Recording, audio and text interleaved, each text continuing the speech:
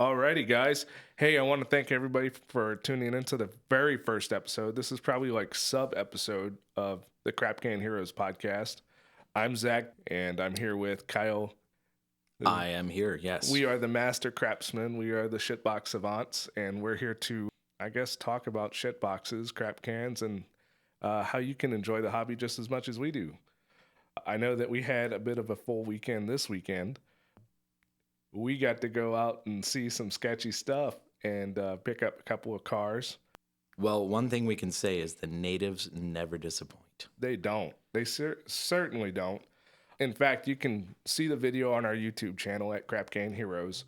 We had an interesting event with a guy transporting a burned out Ford Explorer down a city street with a telehandler without any care in the world of...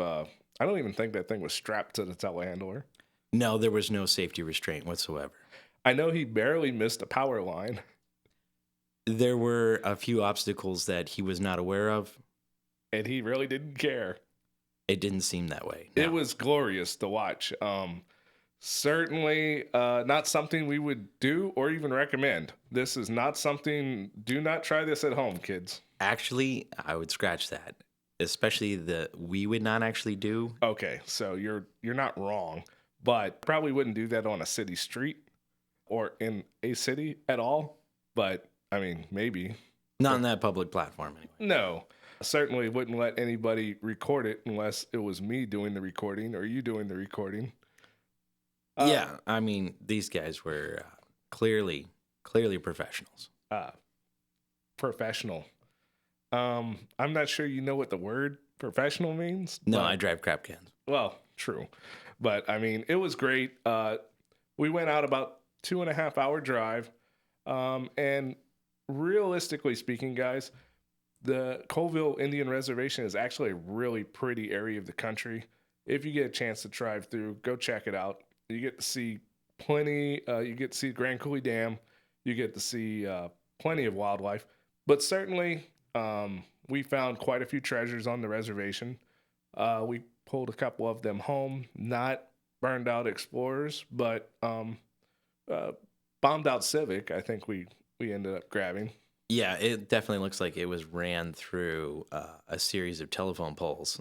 It actually might be skinnier than it originally was. I feel like it was hit on every single corner, for sure. Well, that's kind of usually how Civics end up anyway, so we're not really saying much there. I don't know. I don't ever remember doing that to a Honda Civic. Yet. So there's that. Leave yourself an opening. But certainly, if you get a chance to go up there, it's really cool. We love to go out to remote parts like that because there's lots of things, even if you can't end up taking it home. Just to see, I think we saw a guy with 2 Subaru SVXs in front of his house. That's, I mean, for Nespelem, is it Nespelem or Nespelem? Nespelem. Okay. So for tiny Nespelem, Washington, to have 2 Subaru SVXs just chilling, I think they were even color matched.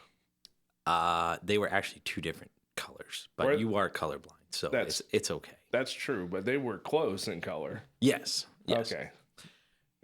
No, I would say that they had SVXs. They had 60s Broncos, which everyone covets right now. They also had a slew of other 80s vehicles that many people would be tripping over themselves to acquire these days. Nespelem is kind of an interesting little area. It's in between Grand Coulee, which nobody even remembers anyway, except for the giant concrete structure that exists there, which is the Grand Coulee Dam, and Omak, also a forgotten town. The only people that have ever recognized Omak, I think, is Disney. Well, Disney, and I think the guys from Alaska Bush people live there now. Oh, that's true. I did forget about the Browns. Yeah, I think Browntown moved to Omak. They did. Not far from a few friends of mine. Oh, really? Yeah. Well, we won't hold that against them.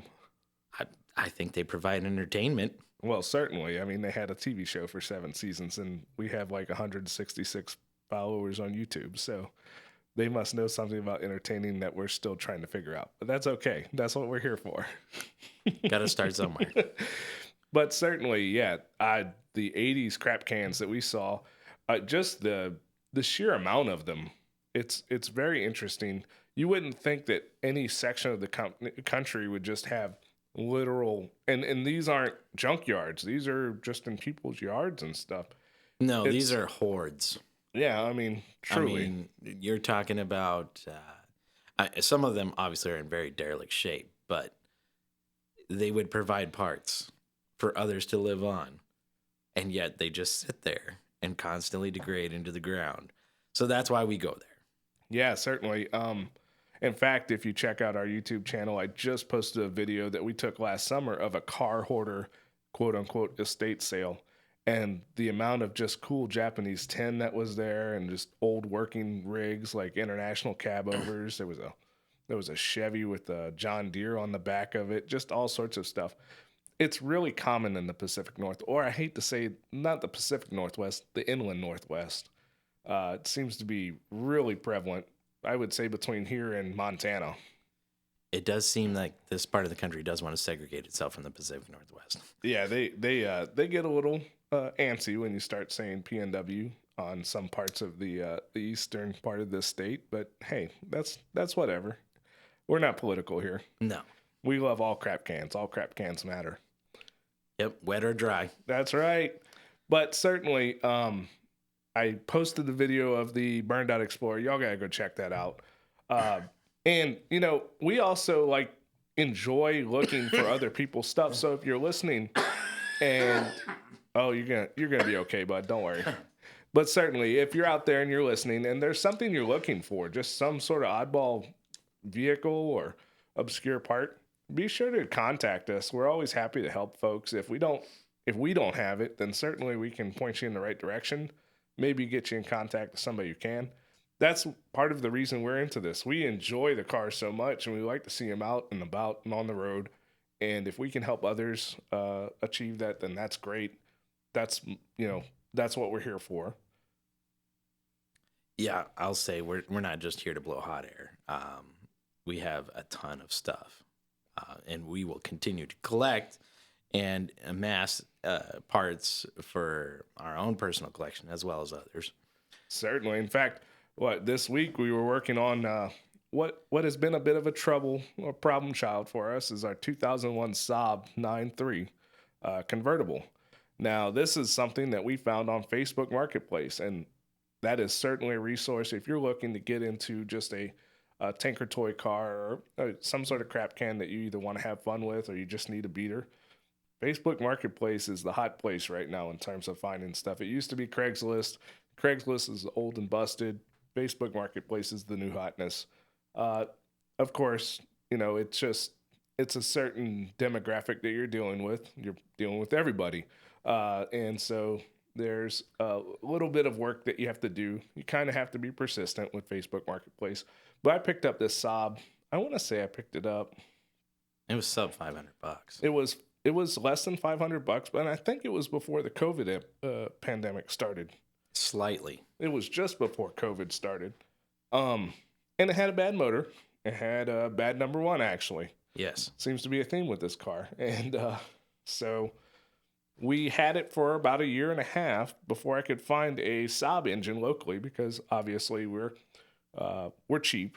And so we didn't want to spend a whole lot of money getting a motor shipped over here. So the best way to find parts for us is to just simply buy another car. We got lucky and found a Saab 9.5 or Saab 9-5. I don't know. What's the proper way to actually say that? I believe it is Saab 9.5. Okay. Even the Swedes would approve. Oh, well, I mean, usually you know what you're talking about, but I know that there's some Saabs that have different number designations and they actually use the dash or the whatever. Well, when you get into the Subaru side of when Saab went Japan or Japanese, depends on how you look at it. Yeah, we have one of those too, but that's beside the point.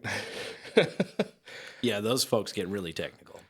But yeah, we lucked into a Saab 9.5 with a 2.3 liter turbocharged engine, which is slightly more displacement than the 2-liter that came in the convertible itself. And you it's noticeable. And it's very much noticeable. Now, if you go to a Saab forum, you will find lots of guys who probably aren't necessarily mechanics by trade who would tell you that you cannot put the 2.3 liter in the 2-liter car. But it literally was drop in. We unbolted all of the accessories from the 2-liter.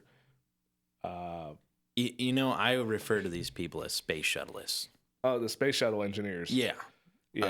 Professional armchair engineers hiding behind their keyboards and monitors, constantly telling you about how exactly the Swedish engineers designed that car's engine mount to mate with the 2.3's harmonic frequency at 3,000 to whatever its red line is, which is the sweet spot in its power band. You mean and you can't mess with that? Yeah, that's the How law. dare you? How dare you? That is the law. No, but seriously, you do have to do quite a bit of research when you're crap canning to this extent. And finally found somebody who shed some light on the fact that the motors are identical in terms of exterior dimensions. All the accessory mounts bolt on. Hold on. You're telling me that you can literally have a larger displacement in the same package size? It is possible. I know it sounds crazy. Wait a minute. You're saying 4 round holes, slightly larger than the previous 4 round holes that were in this car? I think that's what I'm saying. I don't know. Am I not saying that? Dude, I don't know. Are you sure? Were you there when they made this?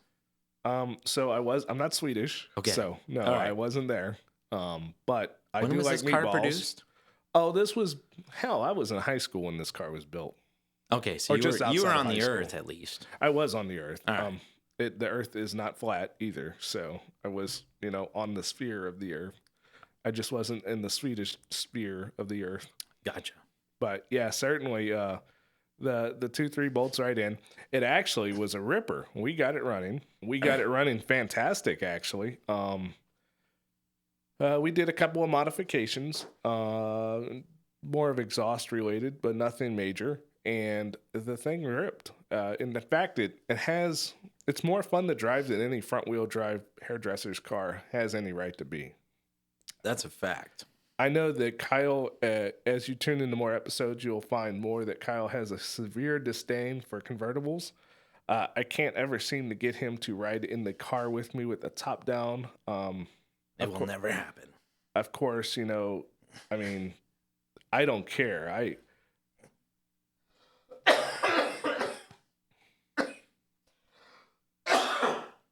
Jesus. Oh, it's okay. You're not going to die today. Not today. But certainly, I don't mind. My mother my mother's had an MGA twin cam since she was 18, and she's not 18 anymore. But I grew up in that car and then her subsequent convertible, so I'm okay with it. And I've owned Cabriolet, Volkswagens, and the like, but poor Kyle here just does not understand the drop-top lifestyle. No, and I don't even understand how they gravitate towards me. The M30, true. The Saab, several Mustang convertibles. I just don't get it. We have a convertible problem sometimes, but they are a little bit difficult to deal with. We can't put them in demo derbies or do anything like that. So they have their place. The Saab was just simply cheap, and it was a 110,000 mile car, and it had a stack of service records, probably an inch thick, which is probably a warning. If you're not ready to buy a car that has a service record stack that thick for that few miles, you may want to reevaluate what exactly it is you're looking for. Well, I kind of think maybe Saab's issue was they had a little bit of GM in there, and then they had the Swedish side, and the two didn't marry well. Well, it's like the old Ghostbusters line: "Don't cross the streams. Never cross the streams." Man, did they cross? In fact, the Saab motor that's in the car, the 2-liter/2.3, is very much a prototype Ecotec, and it's not maybe technically an Ecotec by nature, but there's certainly a lot of things that GM kind of scabbed from Saab while producing the Ecotec engines. Well, when you pop the hood, it sure insinuates. I mean, it says eco power. I mean, it's like a soft. I'm not an eco tech, but let's introduce you to my cousin Eco Tech. Well, I mean, I can tell you that it's eco. I don't know what the eco part is about because the Saab is thirsty and it likes premium. I really didn't find it to be all that thirsty. I mean, I drive an hour and a half each way to work. And honestly, that car got insane gas mileage for the amount of fun and performance it provided. Well, in my defense, I don't drive nearly as much. I don't get to use fourth and fifth gear, and that thing has long legs. It just simply goes. And Yeah. so around town, it probably wasn't going to be the best commuter in terms of fuel economy. But when gas was $2 a gallon, that wasn't so much a concern. Now that premium is what, $4.99 a gallon? It's up there. You know, that's certainly it's certainly a consideration nowadays. Although right now it's not a consideration for the Saab because you know, after a little bout of spirited driving and I guess spirited driving with an Outback XT that had been slightly modified by us and others. I don't know what you're talking about. Yeah, well, it stopped like making power. The Saab did. It was slightly like not going as fast as it was, and that was a bit disappointing. I don't know. That Subaru XT is not slow though. The Outback is not slow. The Outback that we're referencing is a friend of ours, and it was not slow. But the Saab decided it was not going to be fast, and that was a bit of a problem. In fact, we've driven it since, and the car doesn't misfire. It doesn't act outside of falling on its face when it starts to climb in the boost. It really doesn't act poorly. It just has no power. Yeah, it's literally equivalent to a turbo sprint. Except, you know, with leather. Yeah, right. Yeah, a little bit nicer. But we did a compression check. We found number one is down again, so it sounds like we're going to be at least pulling the head off and figuring out what's going on with that. Unfortunately, we're going to have to fill you guys in on what the actual issue is later in a different episode. But hopefully we can get it back on the road because I don't really want to wait another 2 years to get a Saab 9.5 for another motor. No. But certainly, if you are looking for a Saab or any other kind of vehicle, you're going to need to probably invest in a tow vehicle. Now, your buddy's probably got a truck or you have a truck and trailer. And as part of our Crapcan College series, Professor Kyle and I here will talk about the importance of pre-tripping your tow rig because what was it, not that long ago, we tried to tow something and found that the transfer case, it decided it was going to start spilling its guts out all over the ground. Yeah, it might have had an extra orifice.